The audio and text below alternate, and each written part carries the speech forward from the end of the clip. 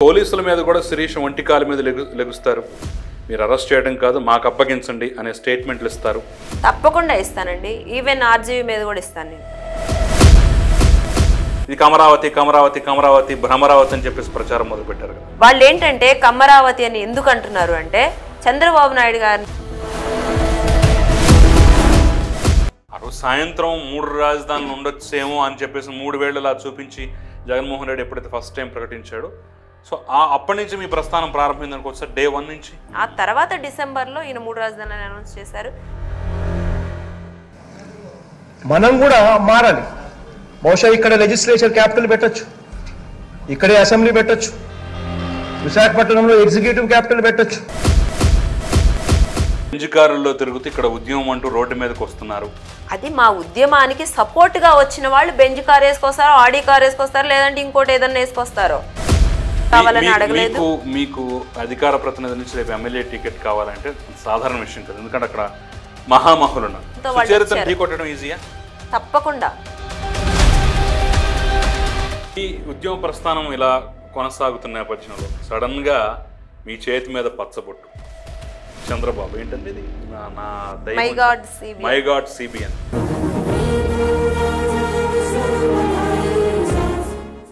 పైన ఇంచుమించు ముఖ్యమంత్రి జగన్మోహన్ రెడ్డికి ఎన్ని ఉన్నాయో మీకు మీ మీద అన్ని ఉన్నాయి. మా అమరావతి ప్రాంతంలో ఉన్న మహిళలకు ఆల్మోస్ట్ కేసు లేని మహిళ అంటూ లేరు. మేము కంటి నిండా నిద్రపోయి కడుపు నిండా తిండి తిని 4 సంవత్సరాలు అవుతుందండి. ఇది అమరావతి ప్రాంతం అనేది ఒక పార్టీకి ముడిపెట్టాల్సిన విషయం కాదండి. అలాంటి వేధింపులు, అలాంటి సాధింపులు, అలాంటి ఉక్కుపాదము అణిచివేసేటటువంటి అంశాలు మీరు చూశారు. తుళ్ళూరు సినిమా హాల్ సెంటర్ దగ్గర టీ స్టాల్ వరకు మనం మోకాళ్ళ మీద ఫస్ట్ టైం ఎవరు మా లేడీస్ ఎవరు ఇప్పుడు ఉద్యమంలో ఉన్న మహిళలు ఎవరు గడప దాటినటువంటి వాళ్ళండి. నమస్తే, వెల్కమ్ టు ఆదాన్. నమస్తే శిరీష్ గారు. నమస్తే అండి. రైట్, కంబంపాటి శిరీష ఈ పేరు 2019కి ముందు పెద్దగా ఎవరికీ పరిచయం లేదు. 2019 తర్వాత జగన్మోహన్ రెడ్డి అధికారంలోకి వచ్చి రాజధానిగా అమరావతి ఉంటుందో లేదో తెలియదు, కానీ రాష్ట్రానికి ఒక రాజధాని కాదు 3 రాజధానులు ఉంటాయి అని ప్రకటించినటువంటి మరుక్షణం పెద్ద ఎత్తున ఒక ప్రజాస్పందన, ప్రజా ఉద్యమం వచ్చింది. ఆ ప్రజా ఉద్యమంలోంచి పుట్టినటువంటి ఒక మహిళ, ఒక నాయకురాలే కంబంపాటి శిరీష. ఈరోజు అమరావతి ఉద్యమం నుంచి తన ప్రస్థానం ప్రారంభించి రేపు అసెంబ్లీ గేటును కూడా తాకాలి, అసెంబ్లీలో అడుగు పెట్టాలి, నా ప్రాంత ప్రజలకి, నా వాళ్ళకి న్యాయం చేసుకోవాలి అనే దృఢ నిశ్చయంతో, కృత నిశ్చయంతో సాగుతున్నటువంటి తన ప్రయాణం గురించి ఒకసారి ఆవిడ మాటలో తెలుసుకునే ప్రయత్నం చేద్దాం. రైట్, శిరీష్ గారు నమస్తే అండి. నమస్తే అండి. శిరీష్ గారు, అమరావతి ఉద్యమంలో ఎంతోమందిని చూసాం, అందులో మిమ్మల్ని కూడా చూసాం. సో మీ ఉద్యమ నేపథ్యం గురించి నేను పెద్దగా ఎక్స్ప్లెయిన్ చేయాల్సినటువంటి అవసరం లేదు, చాలామందికి తెలుసు. కానీ మీ నేపథ్యం నుంచి మీరు ఎక్కడ పుట్టారు, ఎక్కడ చదివారు, ఏంటి? 2019 ముందు ఒక సాధారణ స్కూల్ టీచర్గా ఉన్నటువంటి శిరీష ఒక ఉద్యమకారిణిగా ఎలా మారిందో మీ మాటల్లో తెలుసుకునే ప్రయత్నం అయితే చేస్తాను. చెప్పండి, ఎలా మీ ఉద్యమ ప్రస్థానం ప్రారంభమైంది? అంతకన్నా ముందు మీ నేపథ్యం ఏంటి? నేను నా పుట్టినూరు వెలగపూడి అండి. నాకు 2 అన్నయ్యలు ఉన్నారు, నేను ఒక్క అమ్మాయిని. నేను కూడా నార్మల్ ఆడపిల్లలాగే చక్కగా పెళ్లి చేశారు. ఆ తర్వాత జాబ్ స్కూల్లో తుళ్ళూరులో టీచర్గా చేశాను. ఇచ్చింది కూడా నన్ను రాయపూడి, అంటే 2 కూడా తుళ్ళూరు మండలం, రాజధాని ప్రాంతం. నేను జాబ్ చేశాను 14 సంవత్సరాల పాటు, అది కూడాను తుళ్ళూరు. సో మొత్తం కూడా నా రాజధాని ప్రాంతంతో ముడిపడి ఉంది. ఇకపోతే నాకు ఒక బాబు +1 చదువుతున్నాడు. అయితే మీరు అన్నారు ఉద్యమంలోకి రావడానికి, వాస్తవానికి భూములు నాకు పసుపు కుంకుమ కింద మా నాన్నగారు నాకు పొలం ఇచ్చారు. ఎప్పుడైతే చంద్రబాబు నాయుడు గారు అమరావతి రాజధాని ప్రాంతాన్ని ప్రకటించారో అందరం హ్యాపీ. బట్ పొలాలు తల్లిదండ్రుల చేతిలో నుండి తీసుకెళ్ళి ఆ డాక్యుమెంట్స్ సిఆర్డీ వాళ్ళకి ఇచ్చే టైంలో కళ్ళల్లో నీళ్లు ఫిల్ అయిన విషయం ఇప్పటికీ నాకు గుర్తు. బట్ అయినా కూడా ఎందుకంటే నా పిల్లలకి ఇవ్వాలి అది, కానీ గవర్నమెంట్కి ఇస్తున్నాము, కానీ అది కూడా ఒక మంచి ఆశయంతో ఇస్తున్నాం ఇవ్వడం కూడా. ఎందుకంటే ఒకవేళ ఆ పొలము ఉంటే నేను, నా పిల్లలు, ఆ తర్వాత పిల్లలు బట్ రాష్ట్ర రాజధాని కోసం ఇస్తున్నామంటే రాష్ట్రంలో ఉన్న ప్రజలందరికీ కూడా మేము ఆ భూమిని పంచినట్లే. ఇంకొకటి ఏంటంటే ఆంధ్ర రాష్ట్రం విడిపోయిన తర్వాత ఒక హైదరాబాద్ లాంటి పెద్ద నగరం అనేది మాకు ఆంధ్రాకి లేదు. సో అలాంటి ఒక మంచి నగరాన్ని, మహానగరాన్ని నిర్మిస్తున్నారు. సో దాంట్లో మేము కూడా భాగస్వాములు అయినట్లే కదా అనేసి ఎప్పటికీ అంటే కొంతమంది పెద్దలు మేధావులు అందరూ ఏంటంటే మమ్మల్ని త్యాగమూర్తులని, చరిత్రలో మిగిలిపోతారని వర్ణించారు. సో ఏదైతేనేమి చంద్రబాబు నాయుడు గారి మీద నమ్మకంతో కానివ్వండి, సేమ్ వే జగన్మోహన్ రెడ్డి కూడాను అసెంబ్లీలో పార్టీతో సంబంధం ఉందా మీకు అంతకుముందు? అసలు మా తాతల దగ్గర నుండి కూడా మేము టీడీపీ అండి. ఓకే, ఫస్ట్ నుండి టీడీపీ. ఇది అమరావతి ప్రాంతం అనేది ఒక పార్టీకి ముడిపెట్టాల్సిన విషయం కాదండి. ఎవరైనా సరే అమరావతి ప్రాంతంలో ఉన్న వాళ్ళు దెబ్బ తిన్న వాళ్ళే. కొంతమంది నోరు బయటికి చెప్పలేకపోవచ్చు, మేము చెప్తున్నాం అంతే. కాబట్టి నేను నా వరకు నేనేంటంటే జగన్మోహన్ రెడ్డి కూడా అసెంబ్లీలో ఆ రోజు అమరావతిని స్వాగతిస్తున్నాను, కంపల్సరీ 30,000 ఎకరాల పైన ఉండాలని చెప్పారు. సో నా బోటి చదువుకున్న వాళ్ళందరూ ఏం ఆలోచిస్తారండి, ప్రతిపక్షాలు కూడా అంగీకరిస్తున్నాయి. సో ఇబ్బందులు వస్తాయని ఎవరు కూడా ఊహించలేదు. సో అలాగే మేము ఇచ్చేసాము. మా ఫ్యామిలీ వాళ్ళు మొత్తం కూడా ఎవ్వరు కూడా నో చెప్పకుండా, మేము ఎస్సీ సామాజిక వర్గం అండి, నో చెప్పకుండా పొలాలు ఇచ్చేసాం. దానికి అనుగుణంగానే చంద్రబాబు గారు మాస్టర్ ప్లాన్ వేయడం కానివ్వండి, నిర్మాణాలు జరగడం కానివ్వండి, నా ప్రాంతంలో ఎంత పెద్ద ఆకాశాన్ని అంటే నిర్మాణాలు జరగడం చూస్తుంటే నాకు కూడా చాలా హ్యాపీగా అనిపించింది. ఏంటంటే ఊహించుకున్నాం పెద్ద సింగపూర్ లాంటి నగరమే వస్తుంది, అట్లీస్ట్ వస్తుంది, మెగా సిటీ అయితే అవుతుంది కదా అని చెప్పి ఊహించాము. కానీ అంతలోనే ఎప్పుడు ఆ కళలు కళలైపోతాయని అనుకోలేదా? అస్సలు అనుకోలేదండి. జగన్మోహన్ రెడ్డిని అంచనా వేయలేదా మీరు? అసలు ఎక్స్పెక్ట్ చేయలేదండి. ఒకవేళ ప్రభుత్వం మారినా కానీ రాజధాని మారిద్దని ఎవరు అనుకుంటారండి? ప్రభుత్వాన్ని నమ్మి భూమి ఇచ్చినప్పుడు ప్రభుత్వం మోసం చేస్తుందని అసలు ఎక్స్పెక్ట్ చేయం కదా. ఓకే, మేము పార్టీ కాదు కదా అక్కడ, ప్రభుత్వం. రెండోది, బాగా అభివృద్ధి అవుతున్నటువంటి ప్రాంతాన్ని ఏ నాయకుడైనా సరే అలా కొలాప్స్ చేస్తాడని ఎలా అనుకుంటామండి? అది కూడా సాక్షాత్ ఒక ముఖ్యమంత్రి. ఎక్స్పెక్ట్ చేయరండి ఎవరు కూడా. ఇప్పుడు జగన్మోహన్ రెడ్డి చేసిన దాన్ని చూసి నెక్స్ట్ ఎవరన్నా జాగ్రత్త పడతారేమో కానీ ఎవరు ఎక్స్పెక్ట్ చేయరు. సో మీరు పొలాలు ఇచ్చారు, ఎంతవరకు ఇచ్చారు? యాక్చువల్గా అంటే ఎన్ని ఎకరాలు మీ తరపు నుంచి? మా ఫ్యామిలీ నుండి 14 ఎకరాలండి, నా ఒక్కదాన్ని 3 ఎకరాల 60 సెంటు. ఇప్పుడు అమరావతి రాజధాని అనేటువంటి కాన్సెప్ట్ వచ్చిన దగ్గర నుంచి ఒక వర్గం కానివ్వండి, లేదంటే కొంతమంది వ్యక్తులు కానివ్వండి, లేదంటే మేధావులు అనబడే వాళ్ళు కానివ్వండి, పెద్ద ఎత్తున చేసినటువంటి ప్రచారం ఏంటంటే ఇది కమ్మరావతి, భ్రమరావతి అని చెప్పేసి మీరు చెప్తున్నారు. అసలు అక్కడ మేము ఎస్సీ సామాజిక వర్గం మేమే 14 ఎకరాలు ఇచ్చాం, మా వాళ్ళు ఇంతమంది ఇన్ని ఎకరాలు ఇచ్చారని చెప్పేసి అంటున్నారు కదా. అసలు అక్కడ కమ్మలు తప్ప ఇంకెవ్వరూ లేరనేటటువంటి ప్రచారం మేము ఇప్పటివరకు విన్నాం కదా. మేమే కాదు, ప్రపంచం మొత్తం విన్నది కదా. అలాంటప్పుడు ఆ సందర్భంలో మీలాంటి వాళ్ళైనా సరే గొంతెత్తి వాళ్ళే కాదు మేము ఉన్నాం, వాళ్ళకన్నా ఎక్కువ సంఖ్యలో మేము ఉన్నాం అని చెప్పే ప్రయత్నం చేయలేకపోయారా? చేసినా మీ గొంతు వినిపించలేదా? చేయబట్టే కదండి ఈరోజు శిరీష మీ ముందుంది, ఈ రాష్ట్ర ప్రజలందరికీ తెలిసింది. ఆ తర్వాత కాదు, 3 రాజధానుల కాన్సెప్ట్ జగన్మోహన్ రెడ్డి ప్రకటన తర్వాత కదా నేనని. ఎప్పుడైతే అమరావతి ప్రారంభమైందో, అమరావతికి శంకుస్థాపన చేద్దాం అనుకున్నారు, అప్పటి నుంచే డే 1 నుంచే ఇది కమరావతి కమరావతి కమరావతి భ్రమరావతి అని చెప్పేసి ప్రచారం మొదలుపెట్టారు కదా. తీరిగ్గా ఇప్పుడు కాకుండా ముందే చేస్తే బాగుండేదనే ఒక భావన కూడా చాలా మందిలో ఉంది. వాస్తవానికి ఆ కమరావతి అనే మాట అబద్ధం అండి. వాడేదో పక్కన వాడెవడో దారిని వెళ్తూ అబద్ధాన్ని చెప్తూ ఉంటే దాన్ని కూడా మనం కాదని చెప్పాల్సిన అవసరం లేదు. ఎందుకంటే అమరావతి ప్రాంతం ఉంది, తాడికొండ నియోజకవర్గం, చుట్టూ ఉన్న 4 నియోజకవర్గాలు కూడా ఎస్సీ రిజర్వ్డ్. అంటే ఎస్సీ రిజర్వ్డ్ ఎప్పుడవుతుందండి? ఎస్సీలు ఎక్కువగా ఉంటేనే కదా. మరి అలాంటప్పుడు ఇప్పుడు పొలం ఇచ్చిన రైతుల్లో కూడా 32% భూమిని ఇచ్చినటువంటి వాళ్ళు ఎస్సీలు. మోర్ దాన్ 60% బడుగు బలహీన వర్గాలండి పొలం ఇచ్చిన వాళ్ళు. 20,000 పైన ఎకరాలు ఇచ్చిన 33,000 ఎకరాలలో 20,000 పైన రైతులు చిన్న చితక వాళ్ళు. ఏంది, 2 ఎకరాల లోపు, అరెకరము ఎకరం ఉన్నారు అంటే ఎంత పేదల రాజధాని అయి ఉంటుందండి, పేదల ప్రాంతం అయి ఉంటుంది అది. వాళ్ళు ఏంటంటే కమ్మరావతి అని ఎందుకు అంటున్నారు అంటే చంద్రబాబు నాయుడు గారిని బ్లేమ్ చేయడం కోసం, అక్కడ ఉన్నటువంటి పేదలు ఎవరైతే ఉన్నారో వాళ్ళందరిలో కూడా ఒక నెగిటివిటీని క్రియేట్ చేయడం కోసం. ఎందుకంటే నిజానికి ఎప్పుడైతే రాజధాని అని అన్నారో అక్కడ ఉన్నటువంటి 1 సెంటు 2 సెంట్లు ఉన్నటువంటి వాళ్ళు కూడా ఆర్థికంగా ఎదిగారు. ఇది వాస్తవం. ఎవరైనా ఒక ప్రాంతం డెవలప్, అక్కడే కాదండి ఎక్కడైనా ఒక ప్రాంతం డెవలప్ అవుతుంటే రేట్లు పెరగడం అనేది కామన్. ఇకపోతే పొలాలు 1/2 ఎకరము ఉన్న వాళ్ళు కూడాను కోట్లకు పడగలెత్తారు. అది ఎవరు?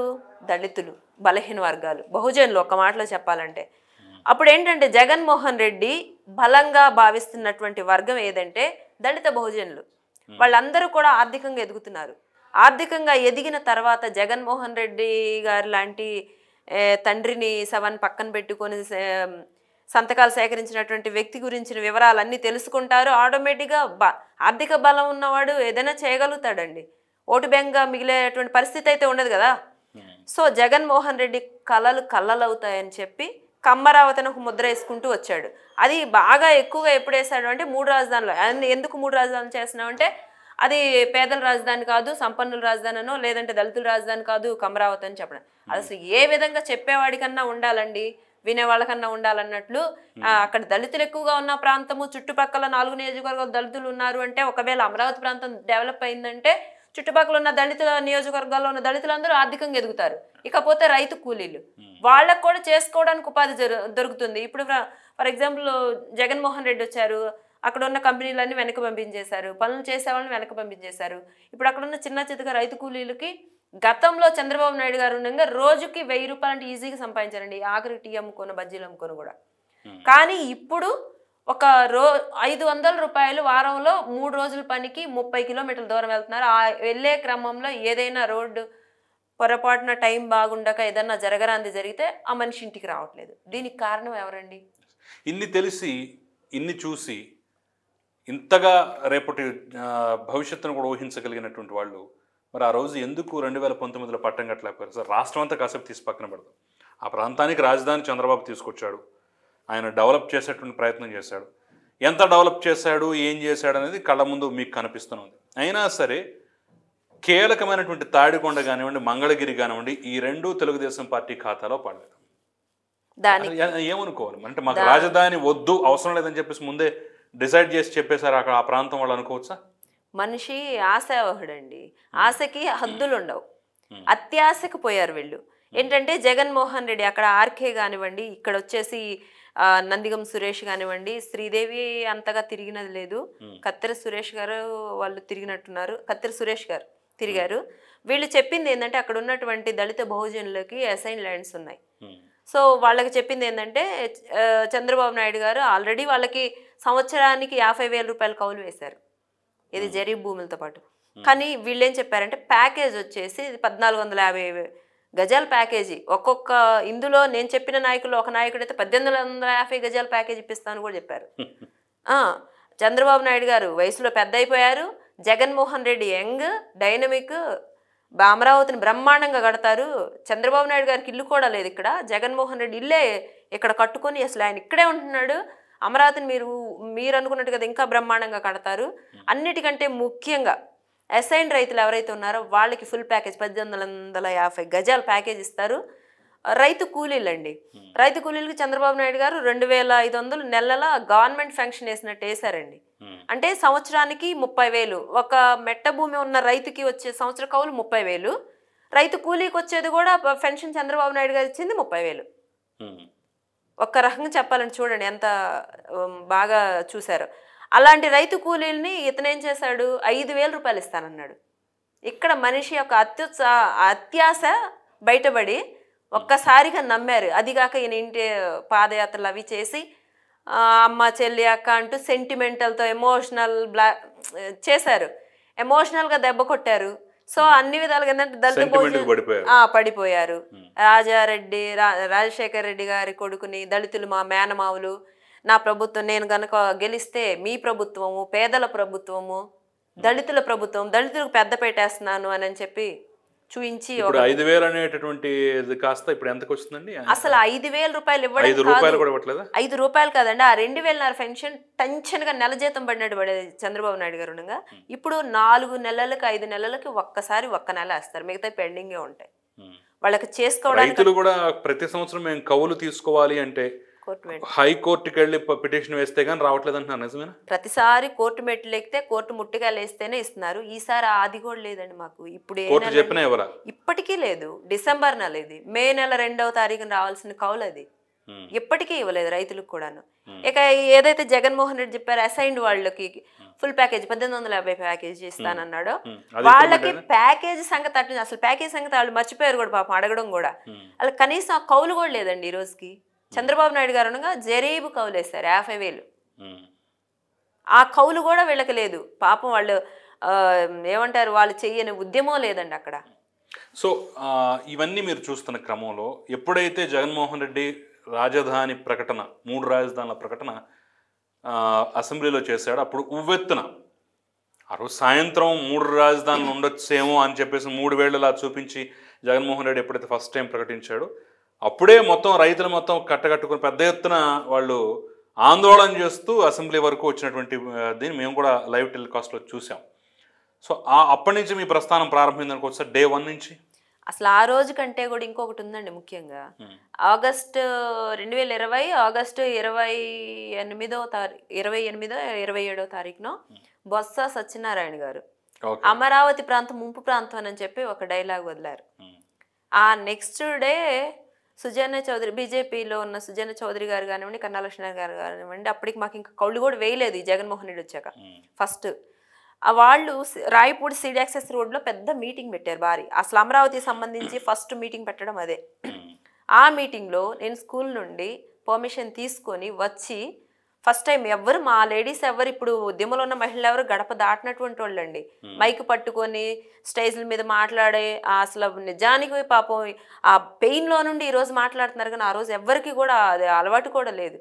నేను స్కూల్లో నుండి పర్మిషన్ తీసుకొని వచ్చి మైక్ పట్టుకొని ఇది అమరావతి ప్రాంతం ముంపు ప్రాంతం కాదు, గత 100 సంవత్సరాలుగా ముంపుకు గురైనటువంటి దాఖలాలు లేవు, నేషనల్ గ్రీన్ ట్రిబ్యునల్ కూడా తీర్పిచ్చింది ముంపు ప్రాంతం కాదని చెప్పి మైక్ పట్టుకున్న, అమరావతి ఉద్యమం కోసం మైక్ పట్టుకున్న మొట్టమొదటి మహిళను నేను. ఇప్పుడు అంటారు కదా కమ్మ వాళ్ళు మాత్రమే ఉంటున్నారు అనని, కానీ దళిత మహిళ, ఒక దళిత మహిళ ఆ రోజు మైక్ పట్టుకుంది ఫస్ట్ మొదటిగా. ఆ తర్వాత డిసెంబర్లో ఈయన 3 రాజధానులను అనౌన్స్ చేశారు. ఇక ఆ రోజు నుండి మేము ఉద్యమం జాబ్ రిజైన్ చేయడం, ఉద్యమంలోకి రావడం ఇప్పటి వరకు కంటిన్యూ అవుతూనే ఉన్నాము. సో అమరావతి ఉద్యమం మేము కళ్ళతో చూసాం, ప్రతిరోజు వార్తల్లో విన్నాం. అందుట్లో ముఖ్యంగా మహిళల్ని టార్గెట్ చేసి హింసించినటువంటి విధానం గురించి అయితే కథలుగా చెప్తుంటాం.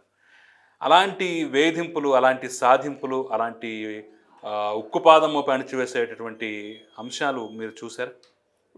మామూలు విషయాలు కాదు, మీరు స్వయంగా అనుభవించారు. స్వయంగా 600వ రోజు మేము ఇది మంగళగిరి దేవస్థానం దగ్గరికి పాదయాత్ర పెట్టుకున్నాము. ఎక్కడికక్కడ పోలీసులు నిర్బంధించేసి ఎటువైపు నుండి కూడా దేవుడి దగ్గరికి వెళ్ళడానికి ఆంక్షలు ఏంటండి, నడుచుకుంటూ కాలినడతో నడుచుకుంటూ వెళ్తాము, దానికి అంత ఎందుకు భయపడుతున్నారు? దానికి మేము ఎటు వస్తే అటు పట్టుకొని ఎక్కడికక్కడ అరెస్టులు చేసి స్టేషన్లకు తరలించి తుళ్ళూరు సినిమా హాల్ సెంటర్ దగ్గర టీ స్టాల్ వరకు నన్ను మోకాళ్ళ మీద చుట్టూ పోలీసులు వలయం పెట్టేసేసి బయట ఒక ఫోటో కానీ ఫోన్లు కానీ ఏమీ అలౌ చేయకుండా మోకాళ్ళ మీద ఇచ్చుకుంటూ తీసుకెళ్లారండి. ఇది ఒక్కటే కాదండి, ఉమెన్స్ డే అంతర్జాతీయ మహిళా దినోత్సవం రోజు 2023 నాట్ 22 ఉమెన్స్ డే రోజు సచివాలయానికి వెళ్ళే జంక్షన్లో ఆ రోజు జరిగిన లాఠీ చార్జీలో ఇంకొక నిమిషం ఉంటే నా ప్రాణం కూడా పోయేది. అది చాలా ఉన్నాయండి, 1, 2 కాదండి. ఇప్పుడు ఫర్ ఎగ్జాంపుల్ ఎన్ని కేసులు పెట్టారు ఇప్పటి వరకు? 30కి పైన ఉన్నాయండి. 30 పైన? ఇంచుమించు ముఖ్యమంత్రి జగన్మోహన్ రెడ్డికి ఎన్ని ఉన్నాయో మీకు మీ మీద అన్ని ఉన్నాయి. మా అమరావతి ప్రాంతంలో ఉన్న మహిళలకు ఆల్మోస్ట్ కేసు లేని మహిళ అంటూ లేరండి. కేసు లేని మహిళ లేరు. ఇప్పటికే కోర్టుల చుట్టూ తిరుగుతున్నారా? తిరుగుతూనే ఉన్నాము. ఒక్క దాంట్లో కూడా రిలీఫ్ రాలా? రిలీఫ్ అనేది ఉండదండి.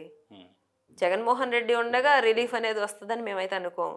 ఎందుకంటే ఉమెన్స్ డే రోజు పడిపోయింది, కొంచెం సేపు ఉంటే ప్రాణం పోయేది. అది అందరూ పేపర్లో టీవీల్లో కూడా చూశారు లైవ్. అది పోలీసులు మా మీద లాఠీ చార్జ్ చేస్తే నెక్స్ట్ డే వాళ్ళు 3 కేసులు వేశారు. ఇది మేమే పోలీసులు కొట్టామని, విధులకు ఆటంకం కలిగించామని ఆ కేసులు కూడా పెద్ద కేసులు, నాన్ బెయిలబుల్ కేసులు వేశారు 3 ఆ రోజు. ఒకవేళ ఆ రోజు ప్రాణం పోతే ఊహించడానికే లేదు. సో ఇన్ని కేసుల పరంపర నడుస్తున్నప్పుడు మీ కుటుంబం నుంచి ఎలాంటి భయం వ్యక్తం కాలేదా? ఎందుకు ఆడపిల్లవి, చక్కని సంసారం, పిల్లలు, ఇవన్నీ చూసుకోకుండా నువ్వు ఎందుకు ఈ ఉద్యమంలోకి దిగటం, ఎందుకు ఇంతగా ఇబ్బందులు పడటం, ఎందుకు ఈరోజు కేసులు పెట్టించుకొని కోర్టుల చుట్టూ తిరగటం, ఈ కక్ష సాధింపు చర్యలు నీ మీద కూడా బలంగా ప్రయోగిస్తే మేమేమైపోవాలనే బాధ ఎప్పుడు వ్యక్తం చేయలేదు వాళ్ళు? భౌతిక దాడులకు కూడా దిగిన సందర్భాలు ఉన్నాయండి. ఎక్కడా కూడా శిరీష అంటే ఫైర్ బ్రాండ్ అనే నేను చూపిస్తాను కానీ వాళ్ళు మా మీదకి వచ్చి నాటికి వెనక తిరగటం కానీ ఇలాంటివి అసలు నేను అసలు పొరపాటును కూడా యాక్సెప్ట్ చేయను. వాళ్ళు సత్యకుమార్ గారికి దాడి జరిగిన రోజు 3 రాజధానుల ట్రెంట్ దగ్గర మీకు ఐడియా ఉంది 12వ రోజు, ఆ రోజు సత్యకుమార్ గారికి దాడి జరిగిందని చెప్పి తెలియగానే తింటూ వచ్చేసాను. నేను అక్కడికి వచ్చేసరికి నేను ఎక్స్పెక్ట్ చేయలేదు, వాళ్ళు వెళ్ళిపోయారు, నేను సింగిల్గా దొరికాను. మొత్తం 3 రాజధానులు మొత్తం వెంటబడి నా కారు వెనకాల పడుతూ అలాగ వచ్చేసారు. ఇంకా మనం ఎందుకు వెనక తగ్గాలి? ఎక్కడి నుండో పెయిడ్కి డబ్బులకు 300 500 కూలీకి వచ్చిన వాళ్ళు వస్తే నేను ఎందుకు తగ్గాలని చెప్పి నేను కారు దిగి వెనక తిరిగి వచ్చి నుంచున్నాను. సో ఇదే పెయిడ్ ఆర్టిస్టులు అని చెప్పేసి మీ మీద కూడా ప్రయోగించారు కదా ఈ పదం. ఆంధ్రప్రదేశ్ లో పెయిడ్ ఆర్టిస్ట్ అనేది ఫేమస్ అయిందే అమరావతి ఉద్యమకారులను చూపించి, వాళ్ళని చూపించి, వాళ్ళు రైతులు కాదు, వాళ్ళు ఉద్యమకారులు కాదు, పెయిడ్ ఆర్టిస్టులు అని చెప్పేసి పెద్ద పెద్ద వాళ్ళు అన్నారు ఈ మాటలు. ఆ మాటలు అన్నప్పుడు ఏమనిపిస్తుంటుంది మీకు? అవన్నీ అవాస్తవాలని రాష్ట్ర ప్రజలందరికీ అర్థమైంది కాబట్టి మేము 45 రోజుల పాటు పాదయాత్ర చేస్తే మా పాదాలకి బొబ్బలు కట్టి మేము నడుస్తూ ఉంటే వాళ్ళు పూలు జల్లి కాళ్ళకి పాలాభిషేకాలు చేసి నడిపించారండి. అది నిజానికి ఉన్నటువంటి. మీరు కూడా యాత్రలో ఉన్నారా?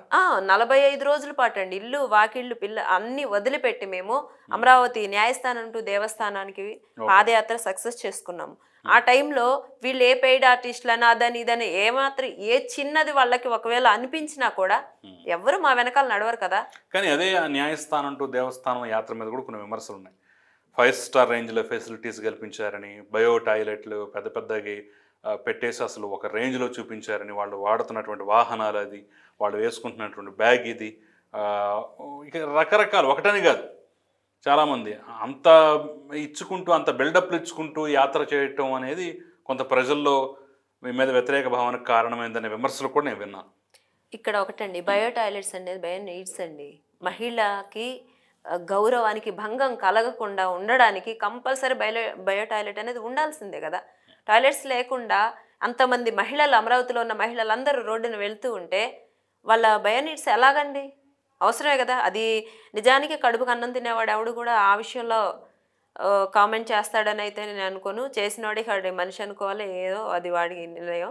ఇక రెండోది బ్యాగులు అవి ఇవి అన్నారు. వాళ్ళు మాకు సపోర్ట్గా వచ్చిన వాళ్ళండి. అమరావతి రైతులు ఎవరు కూడాను లైన్లో వాళ్ళు స్లోగన్స్ ఇచ్చుకుంటూ, ఆ టైంలో కోవిడ్ కొంచెం లాస్ట్ కాస్త కూస్త నిబంధనలు ఉన్నాయి మాకు ఇచ్చిన పర్మిషన్లో.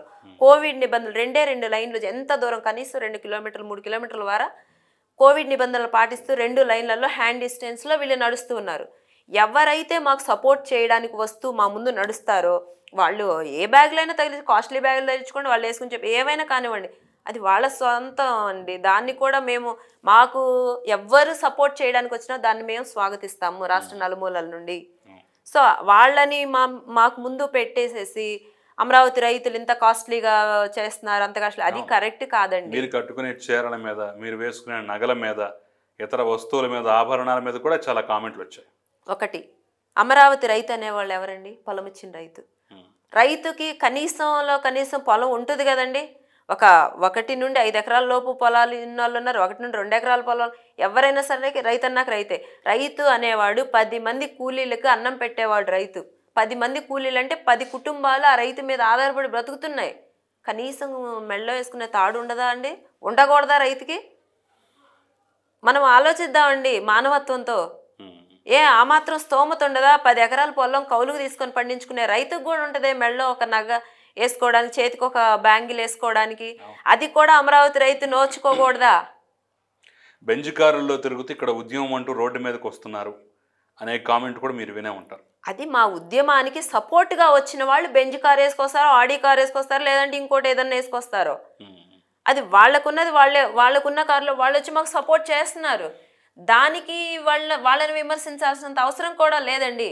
ఎందులో వచ్చిన అమరావతి రైతుకి నష్టం జరిగిందా లేదా?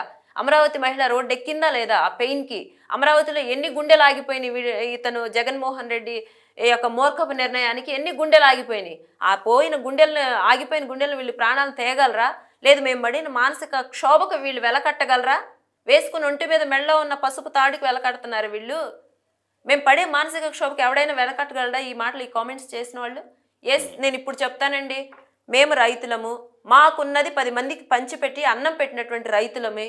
సో మా పొలాల్లో పనిచేసినటువంటి 10 కుటుంబాలను పోషించినటువంటి రైతులమే, మాకున్నదే మేము వేసుకుంటాం, మాకు సపోర్ట్గా వచ్చిన వాళ్ళు మేము యాక్సెప్ట్ చేస్తాము, స్వాగతిస్తాము. అంతేగాని అమరావతి ఉద్యమాన్ని ఏదో నీరుగార్చాలన్న ఉద్దేశంతో మహిళల మీద ఆ చీరలు కట్టుకుని, మహిళల చీర గురించి కామెంట్స్ ఏంటండి? ఆడపిల్ల చక్కగా చీర కట్టుకుని కుందన బొమ్మలా ఉందని మెచ్చుకోవాల్సింది పోయి, ఆంధ్ర ఆడబిడ్డని గర్వంగా ఫీల్ అవ్వాల్సింది పోయి దాన్ని కూడా కామెంట్ చేస్తే నీచులా. సో ఈ క్రమంలో ఈ ఉద్యమ ప్రస్థానంలో 30 కేసుల వరకు ఉన్నాయి కదా. ప్రతిరోజు దినదినగండం నూరేళ్ల ఆయుష్ అని చెప్పేసి మదన పడ్డ సంఘటనలు ఏమైనా ఉన్నాయా? ఖచ్చితంగానండి. నేను ఉద్యమానికి వెళ్ళిన టైంలో జగన్మోహన్ రెడ్డి, ఇదే హోంమంత్రి సుచరిత, మాజీ సుచరిత గారు హోమ్ మినిస్టర్గా ఉన్న టైంలో నిజానికి ఉద్యమం కోసం బయటికి వస్తే ఇంటికి వెళ్తామన్న గ్యారంటీ కూడా లేదు. ఒక్కరోజు నా బాబు ఒకే ఒక కొడుకండి, మమ్మీ అవసరమా మనకి అని చెప్పి ఎన్ని గంటలకు వస్తారు అంటే ఇంటికి వెళ్ళే లోపు పోలీసులు ఏదో కేసులో అరెస్ట్ చేయడం, స్టేషన్లో తీసుకెళ్తాం. ఆ స్థానిక స్టేషన్ కూడా కాదు, అన్ని చుట్టుపక్కల అన్ని స్టేషన్లకి తిప్పి అప్పటికో తీసుకెళ్ళి ఈలోపు మా మహిళలు మళ్ళీ స్టేషన్ల ముందు ధర్నాలు చేస్తే తప్ప మమ్మల్ని వదిలేవాళ్ళు కాదు. అలాంటి సమయంలో ఇంట్లో వాళ్ళు భయపడిన సందర్భాలు ఉన్నాయి. ఒకానొక సందర్భంలో అసలు దీనికి అంటూ అంతం అనేది ఉందా, ఈ ఉద్యమానికి అసలు ఇది ఎప్పటికీ ఏంటి మాకి పరిస్థితి? సంవత్సరాల తరబడి శిబిరాల్లో కూర్చొని అనారోగ్య సమస్యలు, యూరినరీ ప్రాబ్లమ్స్ కానీ, స్టొమక్ ప్రాబ్లమ్స్ కానీ, బోల్డ్ అన్న ఆరోగ్య సమస్యలు కొని తెచ్చుకున్నటువంటి మహిళలు కూడా ఉన్నారు. ఇందులో ఇది తట్టుకోలేక కొంతమంది వయసులో ఉన్న, మేము వయసు అయిపోయిన పెద్దవాళ్ళు అయితే మన పిల్లల భవిష్యత్తు ఏంటి రేపటి ఆలోచించి గుండెలాగిపోయిన 200 మంది పైగా ఉన్నారు. ఇవన్నీ ఒక్క శిరీష కాదండి, మా అమరావతిలోని ప్రతి మహిళ పడే బాధే ఇది. కొంతమంది కనిపిస్తారు, కొంతమంది కనిపించరు. కొంచెం అదే అంటారు కదా, దెబ్బ గట్టిగా తగిలినోడు ఏడుపెన పడిద్దని. సో ఆ ఏడుపు నుంచే మీరు ఇంత ఫైర్ బ్రాండ్ గా మారారా? అవునండి, తప్పకుండా. మేము మీ శైలి, మీ తరహా మాటకు మాట, చేతకు చేత అనేలాగా ఉంటాయి కదా. సో దీనివల్ల ఏమైనా సమస్యలు ఎదుర్కోలేదా? ఖచ్చితంగా ఎదుర్కొంటామండి. ఇప్పుడు మేము మా భూమిని మేము ఇచ్చి మాకు న్యాయం చేయమని అడుగుతున్నాం. మేమేం గవర్నమెంట్ని మాకు ఒక పెద్ద బంగ్లాలు కట్టించండో, మా పిల్లలకు ఉద్యోగాలు ఇవ్వండో, లేదు మాకు మీరు పెన్షన్లు ఇవ్వండో, మేము భూములు త్యాగం చేస్తాము అని చెప్పి మేము అడగట్లేదండి. లేదండి, పోలీసుల మీద కూడా శిరీష ఒంటికాల మీద లెగుస్తారు. ఫలానా వాడు మాకు ఇంత అన్యాయం చేశాడు, లేదంటే మా గురించి తప్పుడు ప్రతి వాడిని మీరు అరెస్ట్ చేయడం కాదు, మాకు అప్పగించండి అనే స్టేట్మెంట్లు ఇస్తారు. తప్పకుండా కూడా మీ మీద విమర్శలు ఉన్నాయి. తప్పకుండా ఇస్తానండి. ఈవెన్ ఆర్జీవీ మీద కూడా ఇస్తాను నేను. సమాజాన్ని భ్రష్టు పట్టించి అతడు లాంటి వాళ్ళని పోలీసులకు, వాళ్ళకి ఏమన్నా అబ్జెక్షన్, వాళ్ళకి ఏమైనా ఇబ్బందులు ఉంటే మాలాంటి వాళ్ళకి అప్పచెప్పమనండి. మేము దేనికైనా సిద్ధంగా ఉన్నాం. ఒక అమరావతిని పరిరక్షించుకోవడంలో పుట్టినటువంటి ఈ ఉద్యమం రాష్ట్రంలో ఇంకే మహిళ కూడా మాలాగా బాధపడకూడదండి. రాష్ట్రంలో ఎవ్వరూ కూడా ప్రభుత్వాన్ని నమ్మి మోసపోకూడదు. అన్నిటికీ మించి జగన్మోహన్ రెడ్డి లాంటి దుర్మార్గపు పరిపాలకుడి చేతిలో బలవకూడదండి. మీ ఉద్యమ ప్రస్థానం ఇలా కొనసాగుతున్న నేపథ్యంలో సడన్గా మీ చేతి మీద పచ్చబొట్టు, చంద్రబాబు ఏంటంటే ఇది నా మై గాడ్ సిబిఎన్. సో ఈ యొక్క ట్విస్ట్ ఏంటి, టర్న్ ఏంటి? ఎందుకంటే చాలామంది ఉద్యమానికే కట్టుబడి ఉన్నారు. అమరావతి జేఏసీ అంటే జేఏసీగానే ఉంది, రాజకీయ పార్టీలకి ఎక్కడ వాళ్ళ దగ్గరకు కూడా వెళ్లకుండా ఆ లైన్లోనే అమరావతి కాన్సెప్ట్ అనే దాని చుట్టూ తిరుగుతున్నారు. కానీ మీరే కొంత పార్టీ వైపు, రాజకీయ పార్టీ వైపు ట్రావెల్ చేసినట్టు కనిపిస్తుంది. మనము ఎప్పుడు సక్రమంగా దారిలో నడుచుకుంటూ వెళ్తామండి. ఎప్పుడు మనం అబ్బా అని అరుస్తాము, లేదంటే అమ్మా అని అరుస్తాము కాలికి ఏదైనా గట్టి దెబ్బ తగిలితే కదా. అలాంటిదే నాకు జరిగింది.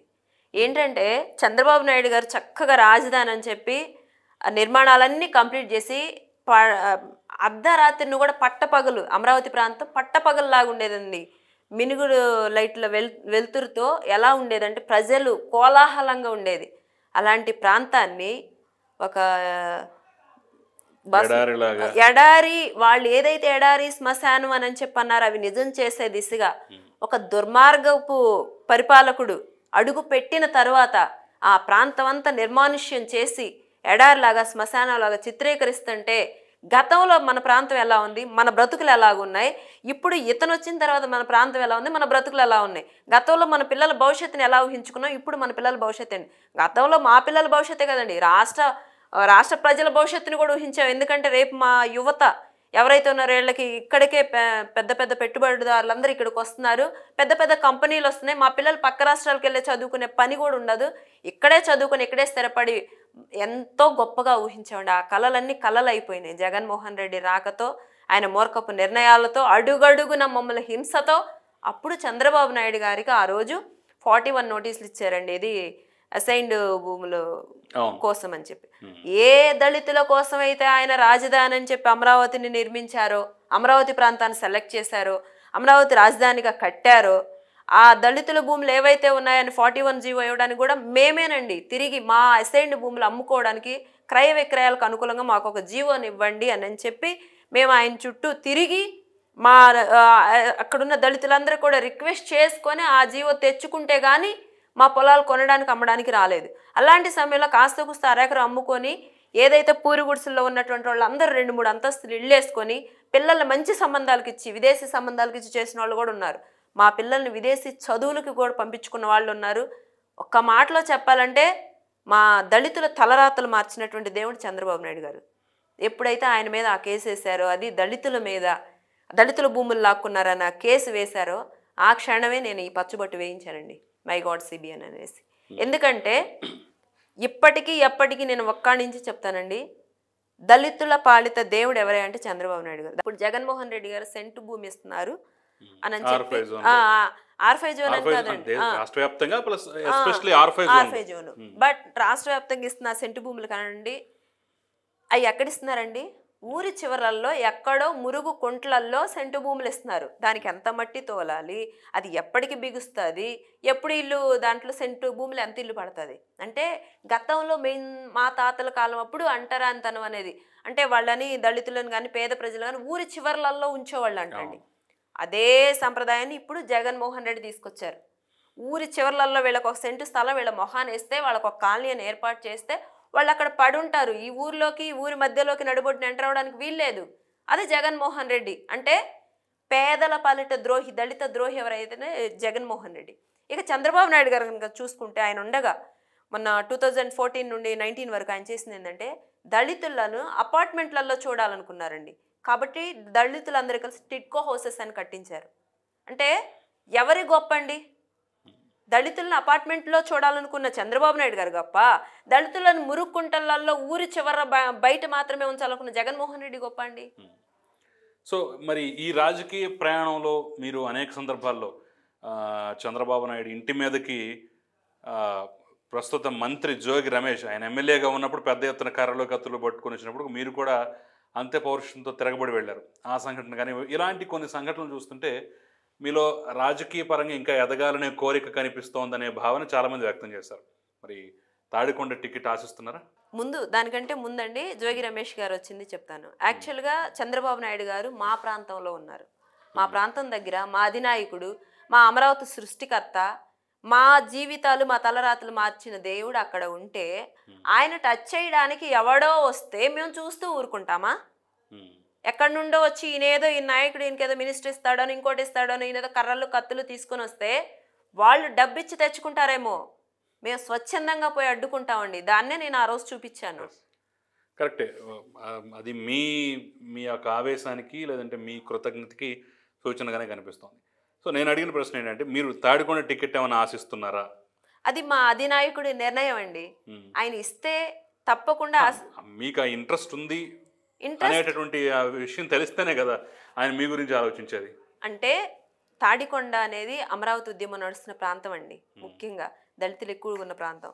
ఈ 5 సంవత్సరాలు, ఈ 4.5 సంవత్సరాలు జగన్మోహన్ రెడ్డి వచ్చిన దగ్గర నుండి దళితులపై లాఠీ ఛార్జీలు కానివ్వండి, దళితులపై దళితుల మీద ఎస్సీ ఎస్టీ కేసులు కానివ్వండి, సంఖ్యలు వేసి జైలుకు పంపించడం కానివ్వండి, మహిళలపై జరుగుతున్న దాడులు కానివ్వండి, మహిళలపై వేసిన కేసులు కానివ్వండి, ప్రతి ఒక్క విషయంలో కూడా అమరావతి ఉద్యమం కానివ్వండి, ప్రతి ఒక్క సమస్యలో కూడా మేము అక్కడ స్థానికంగా ఉన్నదాన్ని కాబట్టి రేపెప్పుడు ఫర్ ఎగ్జాంపుల్ బయట నుండి ఎవరో ఒకళ్ళు అక్కడ టికెట్ శాసనసభ సభ్యులుగా ఉన్నారనుకోండి, ఎవరో వెళ్ళి రిప్రజెంటేషన్ ఇస్తే ఆయనకు అప్పుడు తెలుస్తుంది సమస్య. బట్ మాకు అలా కాదు. నాకు అక్కడ ఆల్రెడీ తెలుసు, స్థానిక సమస్యలన్నీ నాకు తెలుసు. వాటి పరిష్కారం ఏ విధంగానే సరే మా నాయకుడి దగ్గర చేయించుకోగలుగుతాము. విషయం సో ఫైనల్ మీకు ఆసక్తి ఉందని అయితే చెప్తున్నారు. ఆసక్తి అయితే ఉన్నదండి. ప్రయత్నం చంద్రబాబు చేస్తున్నారా మరి? అయితే మాకు బాబు గారి మీద గౌరవం ఉంది, నమ్మకం ఉంది. ఎందుకంటే అధికార ప్రతినిధి పోస్ట్ ఇచ్చేప్పుడు ఏ రోజు కూడా నేను పోస్ట్ కావాలని అడగలేదు. మీకు అధికార ప్రతినిధి నుంచి రేపు ఎమ్మెల్యే టికెట్ కావాలంటే సాధారణ విషయం కదా. ఎందుకంటే అక్కడ మహామహులు ఉన్నారు. మీ పార్టీలోనే పెద్ద ఎత్తున పోటీ ఉంది.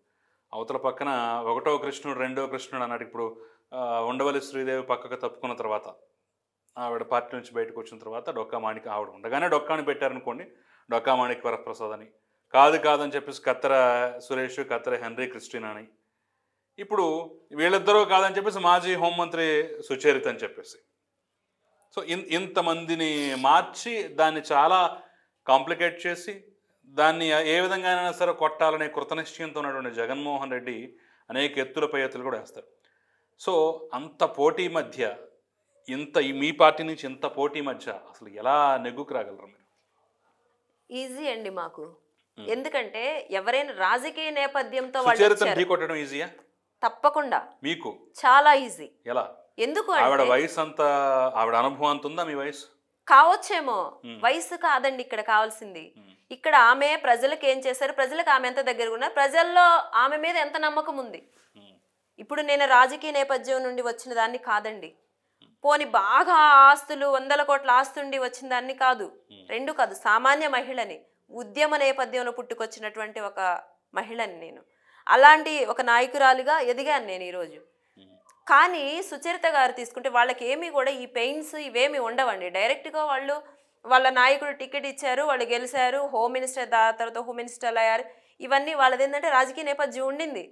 కానీ ఇక్కడ కంపేర్ చేసుకుంటే నేను నా జాతి కోసం, నేను నా మహిళ కోసం, నేను నా ప్రాంతం కోసం, నేను నా రాష్ట్రం కోసం ఫైట్ చేశానని గర్వంగా నేను చెప్పుకుంటాను. ఆవిడ చెప్పుకోగలదా?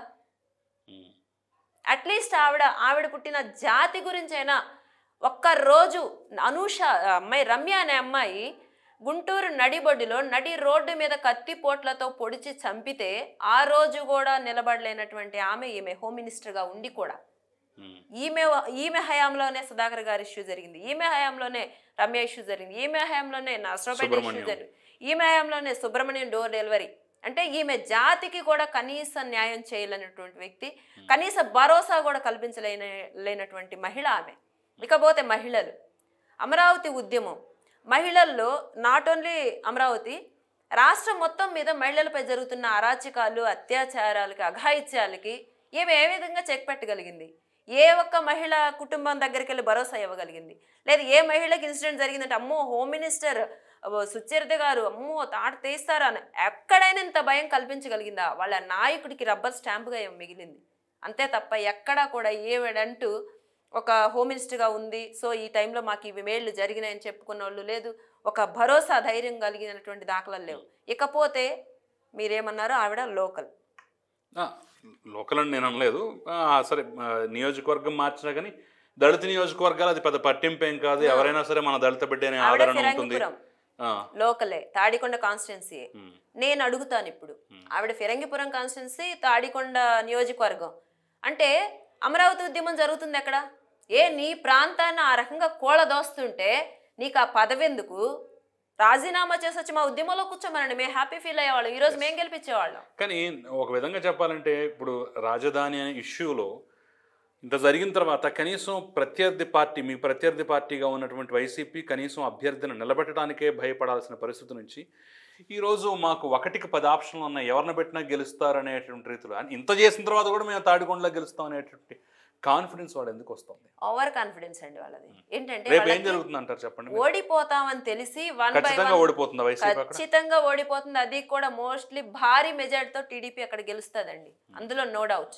ఇకపోతే సుచరిత గారిని పెట్టడం మాకు 100-200% ప్లస్ పాయింట్. ఎందుకు అంటే ఆవిడ హయాంలోనే దళితులకు సంఖ్యలు వేసి పంపించింది, ఆవిడ హయాంలోనే దళితులపై SC/ST కేసులు ఎక్కువగా నమోదైంది, ఆవిడ హయాంలోనే మహిళలను అణగదొక్కింది, ఆవిడ హయాంలోనే ఇళ్లల్లోకి పోలీసులు పంపించింది, ఆవిడ హయాంలోనే ఇళ్ల ముందు కూడా మా ఇళ్ల ముందు మేము నుంచోనీయకుండా పోలీసులు 100 మంది పోలీసులు మా రహదారుల నిండా పికెటింగ్లు ఏర్పాటు చేసింది. అమరావతిని నాశనం చేయడానికి కంకణం కట్టుకున్నటువంటి వ్యక్తి అండి ఆమె. అమరావతి ఉద్యమాన్ని నీరుగార్చడానికి 100-200% కృషి చేసినటువంటి వ్యక్తి ఆమె. ఒక SI స్థాయి మనిషి విజయారావు ఎస్ఐ కాదు ఎస్పీ గారు లాఠీ పట్టుకొని వెంటబడి మరి మహిళల్ని మా జెంట్స్ని వెంటబడి మరి కొట్టారు. అంటే ఎటువంటి పవర్స్ ఆవిడ వాడింది అక్కడ? మరి ఆ పవర్స్ ఒక మహిళకు అన్యాయం జరుగుతుంటే ఎందుకు వాడలేకపోతుంది? అక్కడ మహిళల్ని ఈడ్చి లాఠీ చార్జీలు చేస్తుంటే అక్కడ ఎందుకు ఆపలేకపోతుంది? అలాంటి ప్రాంతంలో ఈవిడ వచ్చేసి ఇప్పుడు సీటు నెగ్గుతాదా? ఖచ్చితంగా ఓడించైతే పంపిస్తా ఉంటారు అక్కడ. ఖచ్చితంగా మా వాళ్ళందరికీ రోషము పౌరుషం అన్నీ ఉన్నాయండి. ఖచ్చితంగా పాపం ఆమె డిపాజిట్లు కూడా కోల్పోయే పరిస్థితి వస్తుంది. చూద్దాం మరి మీరు ఆశించినట్లుగా అక్కడ మీ పార్టీ విజయం సాధించాలని, మీకు అవకాశం దక్కితే మీరు కూడా విజయం సాధించాలనేది మేము మనస్ఫూర్తిగా కోరుకుంటున్నాం. థ్యాంక్ యూ సురేష్ గారు. థ్యాంక్ యూ అండి.